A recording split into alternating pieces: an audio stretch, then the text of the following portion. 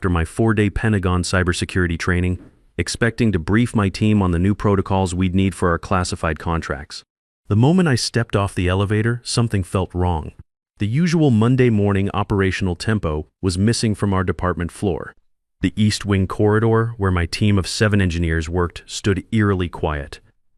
"Williams," I called out, looking for our lead developer who always arrived at 0700 sharp. No answer. Our workspace, the one we'd earned after delivering 3 consecutive breakthrough defense projects, stood empty. Desks cleared, monitors gone. Even the American flag Williams kept on his desk was missing. Only rectangular dust outlines remained where our equipment had been positioned.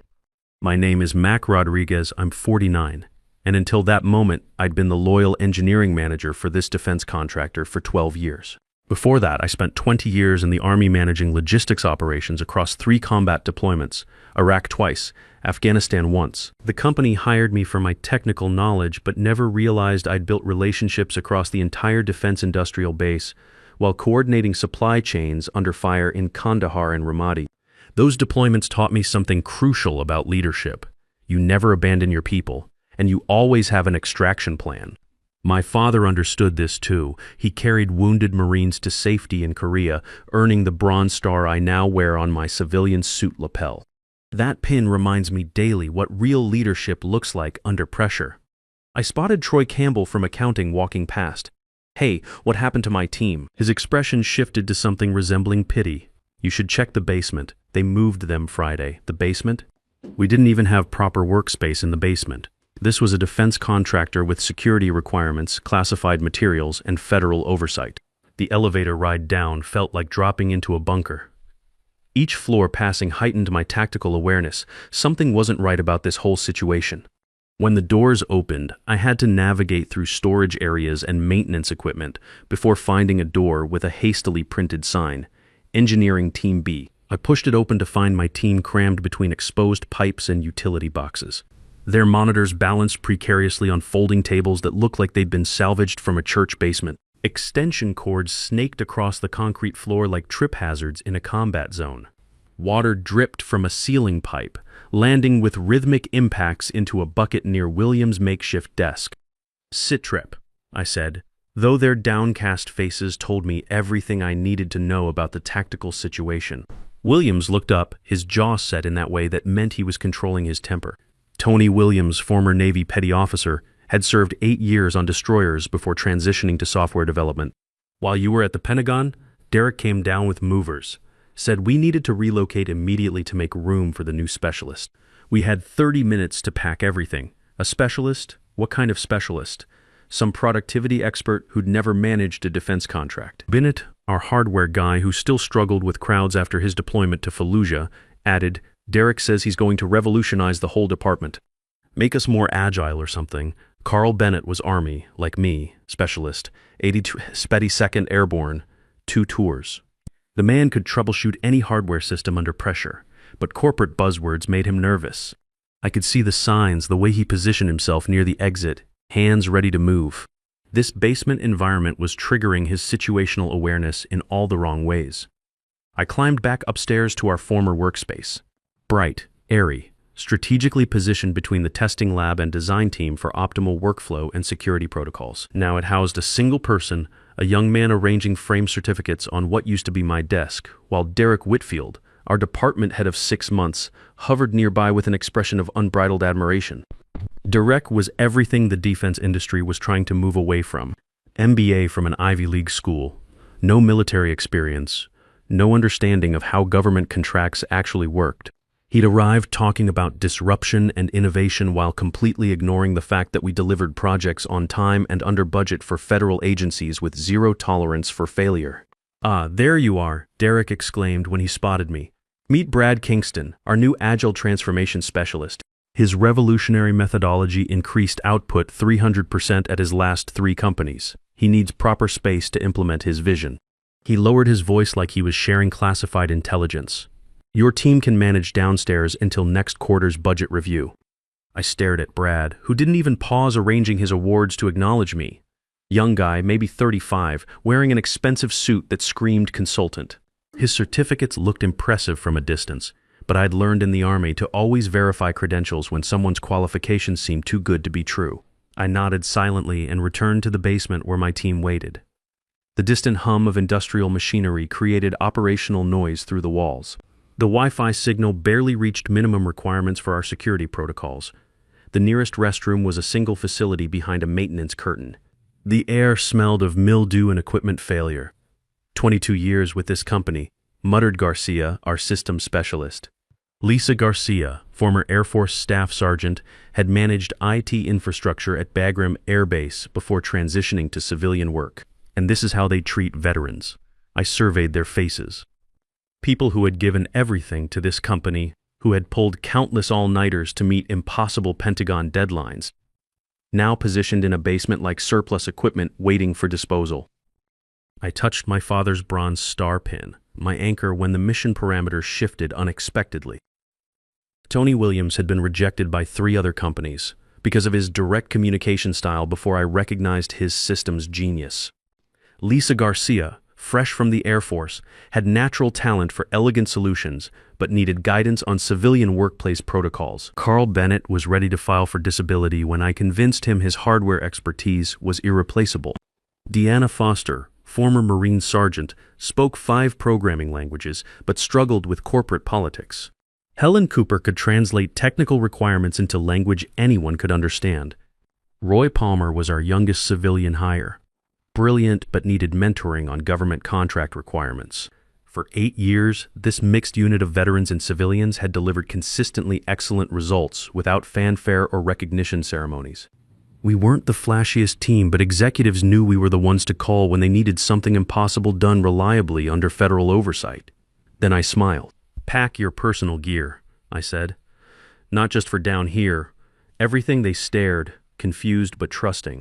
Military personnel understand chain of command, and even in civilian life, they trusted my tactical judgment. I held their gaze, my smile never wavering. Trust the process. Start quietly gathering anything you might want to extract someday. Keep this conversation compartmentalized. Over the next 2 weeks, we operated from our exile like a forward operating base in hostile territory. The conditions compromised our operational effectiveness in ways that would have violated federal workplace safety standards if anyone from OSHA had bothered to inspect. Temperature fluctuated wildly, freezing in the morning when the building's heating system prioritized upper floors, then stifling by afternoon when the industrial equipment kicked in. Lighting caused equipment strain and personnel fatigue. The fluorescent tubes flickered like strobe lights, triggering Bennett's combat stress responses. Twice we had to cover systems during overhead pipe failures, water dripping onto our workstations like we were back in some makeshift command post in the desert. Yet my team followed my tactical guidance without question. We archived projects, organized knowledge databases, created transition documentation while continuing their assigned missions without complaint. This was military discipline applied to corporate warfare. Complete your assigned tasks regardless of conditions, always be ready to move on short notice, and never give the enemy intelligence about your true intentions.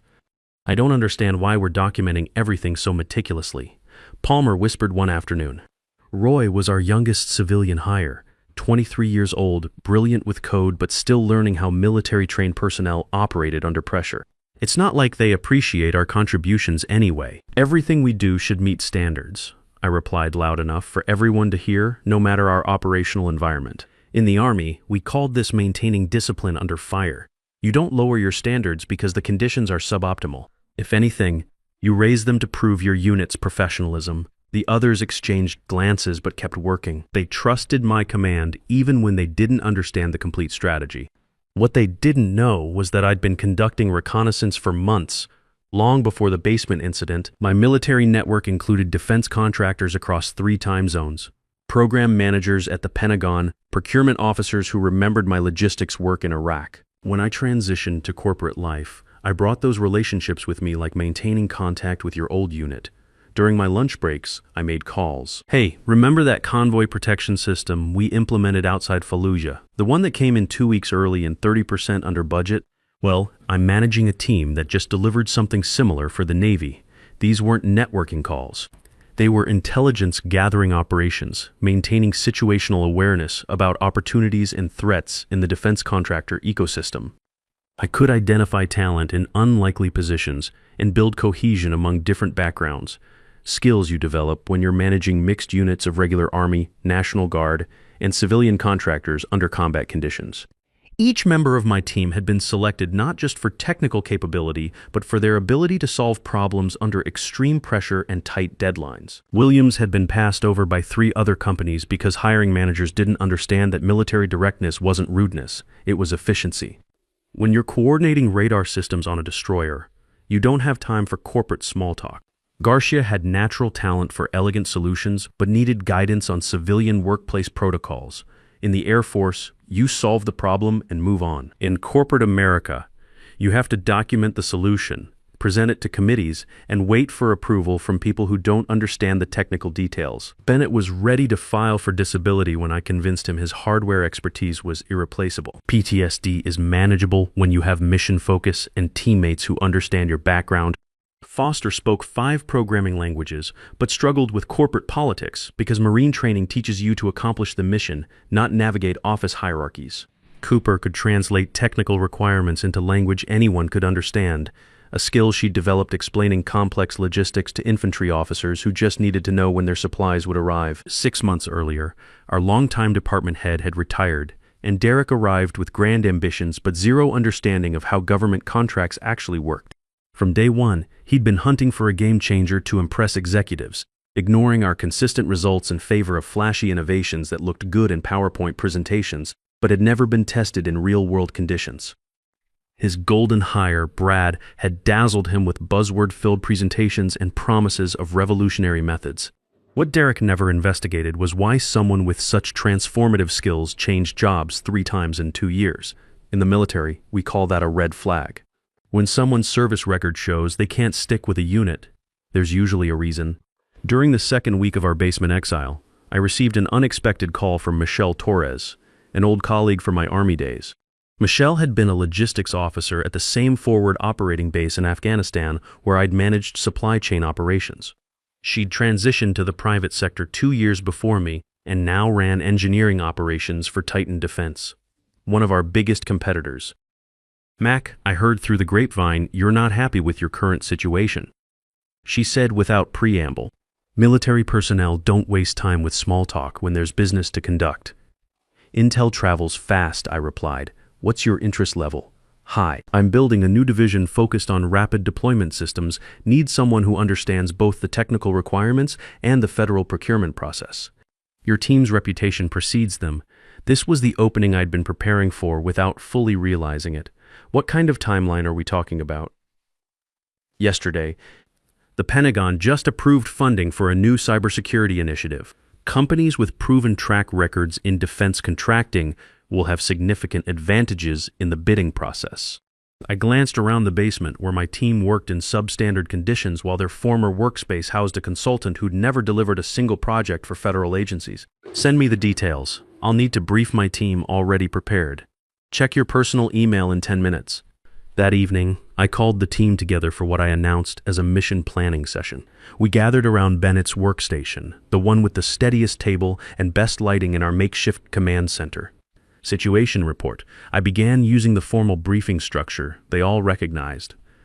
"We have been presented with tactical options that could significantly improve our operational circumstances." Williams leaned forward. As former Navy, he understood that military briefings meant serious business. "What kind of options?" "Michelle Torres from Titan Defense has made contact regarding potential transfer opportunities. The package includes improved compensation, proper facilities, and projects that actually utilize our specialized skill sets."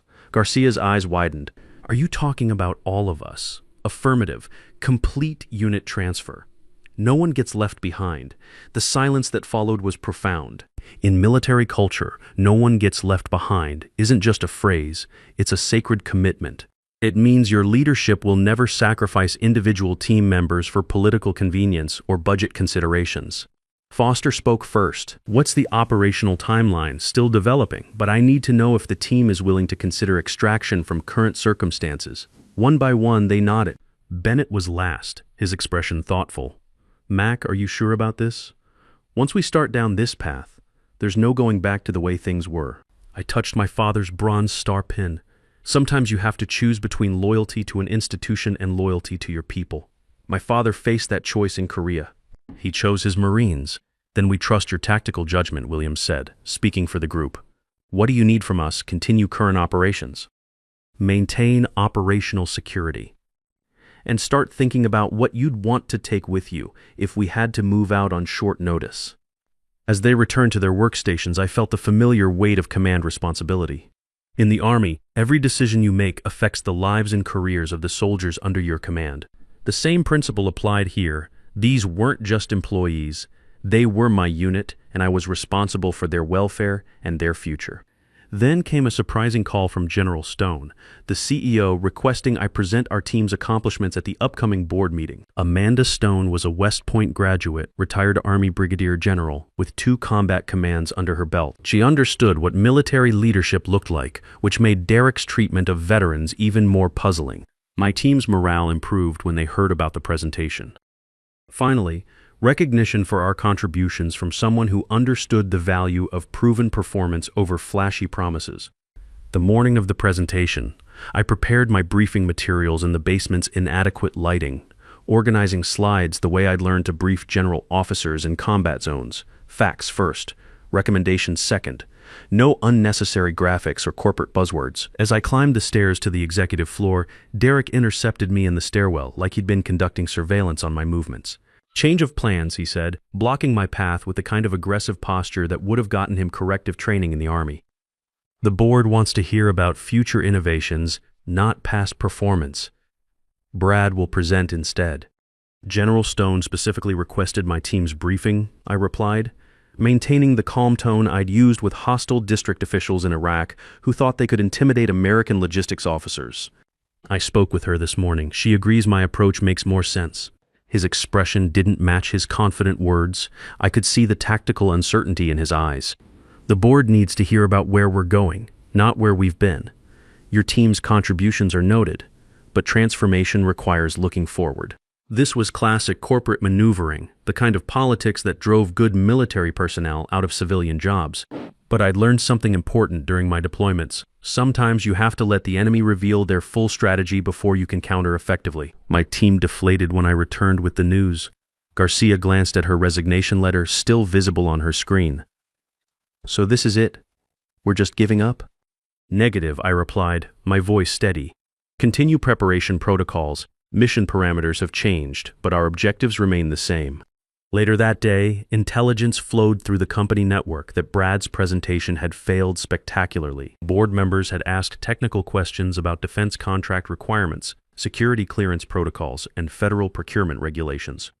Basic knowledge that any real defense industry consultant would know cold. Brad's responses exposed his shallow understanding of our core business. He'd apparently tried to explain how agile methodology could streamline Pentagon approval processes, demonstrating that he had no idea how government oversight actually worked. Derek attempted damage control by promising our team would implement Brad's concepts despite their resistance to innovation. This was military leadership 101. When your plan fails, don't blame your troops for following orders incorrectly. That afternoon, Derek visited our basement, suddenly displaying the kind of friendly demeanor officers use when they need something from their NCOs. Good news. We're considering moving you back to the East Wing. The East Wing better than the basement, but still a clear demotion from our original position. The message was tactical. We remained less valuable than the consultant who'd just embarrassed the company in front of the board. Thank you for recognizing our capabilities, I said, surprising my confused team who expected outright rejection. In special operations, you sometimes have to appear cooperative while conducting your real mission. That evening, Garcia admitted she'd destroyed her resignation letter.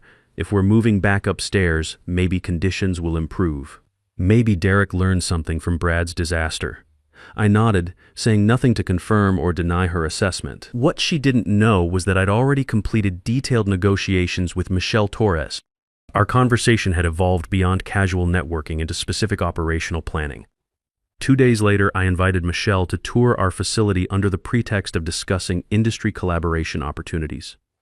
As we walked through departments, I deliberately timed our arrival at the executive floor when Derek would be showing Brad around to potential clients.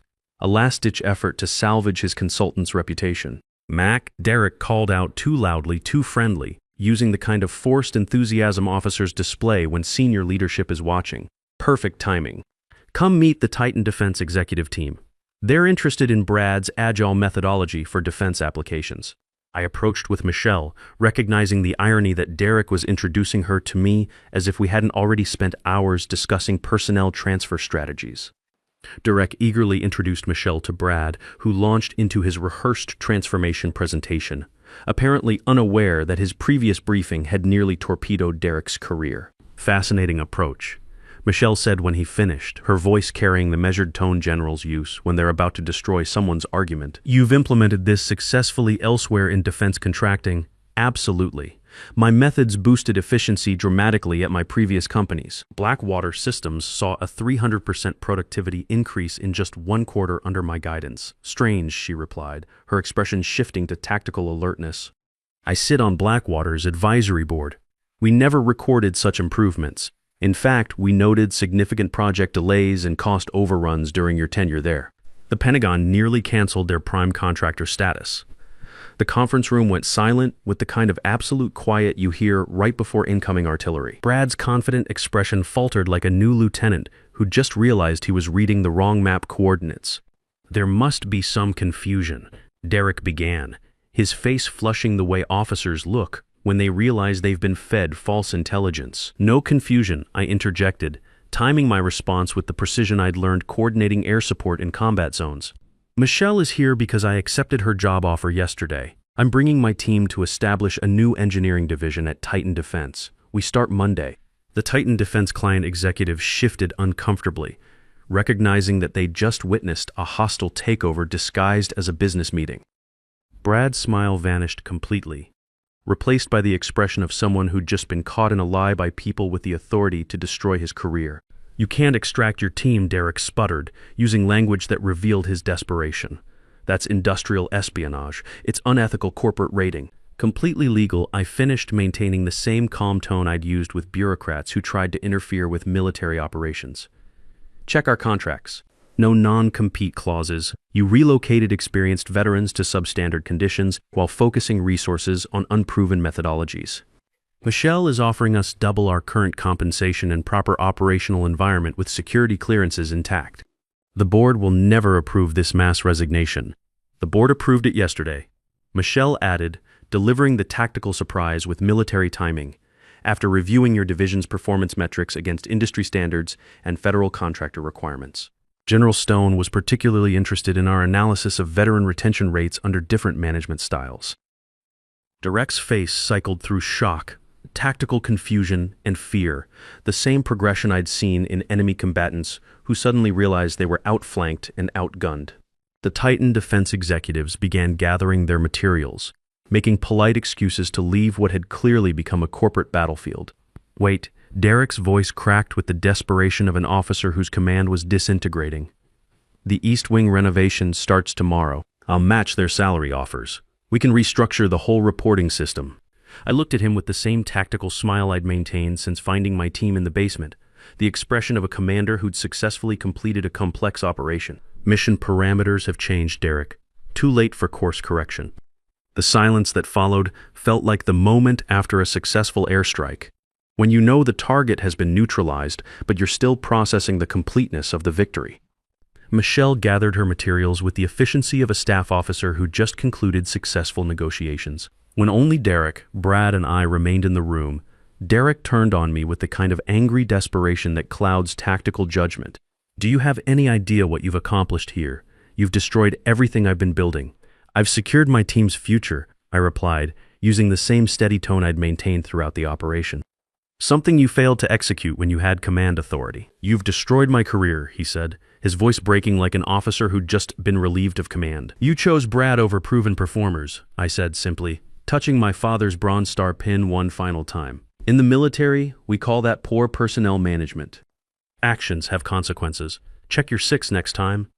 Back in the basement, my team waited for mission status like soldiers in a forward operating base awaiting orders after a complex operation. When I returned, their expressions ranged from hopeful to concerned, the kind of mixed emotions you see when troops know something big has happened but don't yet understand the full implications. Sitrep, Williams asked, using the military shorthand that had become our standard communication protocol even in civilian workplace. I closed the door and conducted a quick visual sweep for potential surveillance devices, a habit from my deployment days when every briefing could be compromised by enemy intelligence. Mission accomplished. Michelle offered us all positions, double our current pay, proper equipment, and real office space with windows and adequate ventilation. The silence was profound, like the moment after successful completion of a dangerous convoy mission when everyone's still processing that they made it through intact. Then Garcia let out a sound that echoed off the concrete walls, pure relief mixed with disbelief. "Are you serious?" she asked, her voice carrying the skepticism of someone who'd been disappointed by too many broken promises from civilian management. "Confirmed," I said, maintaining the formal tone that let them know this wasn't speculation or wishful thinking. "Contracts are being processed through Titan Defense Legal Department. Security clearances will transfer. We start Monday with full benefits and signing bonuses." The celebration was professional but emotional. These weren't just colleagues. They were people who had become a cohesive unit through late nights, impossible Pentagon deadlines, and shared understanding of what military service meant in a corporate world that didn't always value that experience. "I knew you wouldn't leave us in this basement permanently," Cooper said, her voice steady, but her eyes showing the kind of gratitude soldiers feel when their commanding officer successfully extracts them from a dangerous situation. "But how did you execute this so quickly?" I hesitated, knowing they deserved the complete tactical picture. "It wasn't quick. I've been conducting reconnaissance for months, maintaining contact with former military colleagues who transitioned to defense contractors, building relationships, sharing intelligence about industry opportunities." Their faces registered the kind of understanding that comes when professional military personnel realize their leader has been planning several moves ahead. "Months?" Foster asked. "But the basement situation just happened 2 weeks ago." "The basement was just the final provocation," I explained. I saw where things were heading the day Derek arrived and started talking about fresh perspectives while ignoring our proven track record. When someone with no military experience starts dismissing the value of veteran employees, you start preparing contingency plans. "So you've been planning our extraction all along?" Bennett asked, his expression showing the kind of respect non-commissioned officers have for commanders who think strategically about troop welfare. "Not exactly extraction," I corrected, using the precise language that military personnel appreciate, more like operational insurance. I started documenting everything, our contributions, Derek's management decisions, project successes he claimed credit for. I reached out to old contacts for situational awareness. When conditions deteriorated, those connections became mission critical. Foster, always perceptive despite her quiet demeanor, studied my expression with the analytical skills she'd developed managing communication systems under combat conditions. "There's more to this operation than just finding us new positions, isn't there?" "Focus on the transition," I said, knowing that sometimes leaders have to maintain operational security even with their own troops. "We have 1 week to complete current assignments properly. No loose ends, no incomplete projects. We extract with our professional reputations intact, and all security protocols followed." "What about Derek?" Williams asked, his voice carrying the edge that Navy petty officers get when discussing incompetent officers. "He's experiencing the consequences of his tactical decisions," I confirmed, "and he's in full damage control mode." The board was already questioning Brad's hiring and resource allocation. Losing an entire specialized team of veterans will raise serious concerns about Derek's leadership capabilities and his understanding of federal contractor requirements. For the next 3 days, we operated with mechanical precision, like a military unit preparing to rotate out of a deployment zone. Every line of code documented according to Pentagon standards, every process mapped for seamless transition, every system configured to Department of Defense specifications. We worked extended hours, our impending freedom fueling productivity levels that would have impressed our toughest military supervisors. On the 4th day, Derek appeared looking like an officer who'd been awake for 72 hours straight dealing with a crisis. Dark circles shadowed his eyes and his typically pressed shirt showed wrinkles, clear signs that he was under extreme stress from multiple directions. "Mac, can we discuss this privately?" he asked, lacking the confidence he'd displayed when he thought he had tactical advantage. I glanced at my team, who pretended to focus on their work while obviously monitoring our conversation with the situational awareness that military training never really leaves you. "Anything operational can be discussed here. We don't compartmentalize unnecessarily when it comes to team welfare." He shifted uncomfortably, displaying the body language of someone who'd lost control of his command situation. "I've spoken with the executive team. They've authorized me to offer your entire team a 15% raise, effective immediately. We're also expediting the East Wing renovation. You could be back upstairs next week with proper facilities." I noticed he didn't mention Brad's status or future role, suggesting that particular problem was being handled through different channels. "That's a reasonable offer," I said, maintaining the diplomatic tone I'd learned dealing with civilian contractors in Iraq who thought they could renegotiate agreements after the work was completed. "But we've already signed binding contracts with Michelle. Contracts can be negotiated," he pressed, showing the kind of desperation that leads to poor tactical decisions. "Legal departments can work out modifications. I'm sure there are penalty clauses we can address." "Negative," I interrupted, using the decisive tone that ends military discussions when the commanding officer has made a final determination. Michelle's legal team ensured proper documentation with ironclad terms. No modifications possible. Derek's professional facade cracked completely, revealing the panic of someone whose career was disintegrating in real time. "Please, Mac. I admit the basement situation was a tactical error, but this will terminate my career trajectory. The board meeting is Friday, and if I have to announce that our entire engineering team extracted for competitor opportunities." For a moment, I almost felt the kind of sympathy you have for enemy combatants who are following bad orders from incompetent commanders, almost. "The basement wasn't a tactical error, Derek. It was a strategic revelation. It demonstrated exactly how you assessed our operational value and what you thought of veteran employees. I kept my voice level, professional. You chose Brad's unproven concepts over our demonstrated results under federal oversight. Now you're experiencing the consequences of that command decision." He left without another word, shoulders displaying the defeated posture of an officer whose troops had lost confidence in his leadership. That evening, my phone buzzed with a message from General Stone. "Derek and Brad terminated effective immediately. Board approved your proposal for split deployment. When can you start as VP Engineering?"